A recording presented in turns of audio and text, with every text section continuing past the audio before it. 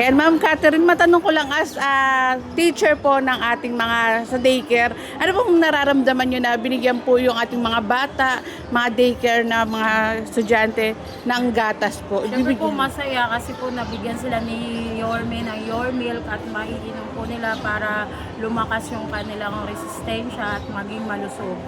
As a teacher po, ano pong nararamdaman nyo pa po? Masaya po. Ay, may mensahe po ba kayo sa ating butihing Yorme? Maraming salamat po Yorme at binigyan niyo po ng gatas ang aming mga preschoolers sa daycare. Thank you po and God bless po Mayo. Thank you, ma'am. Ariel, good morning po, ma'am. Ano pong nararamdaman nyo na ang inyong mga estudyante ay priority ni Mayor Isko Moreno at bibigyan niya ng Your Milk? Si Mr. Ron Po, ang nararamdaman po namin na sa teacher po is natutuwa po kami kasi kami yung binigyan ni Yorme ng priority po. Para Magandang mga umaga po estudyante sa inyo namin. lahat, Siyempre, dagdag sa na mga din ang panahong sustansya sa pandangan, kanila.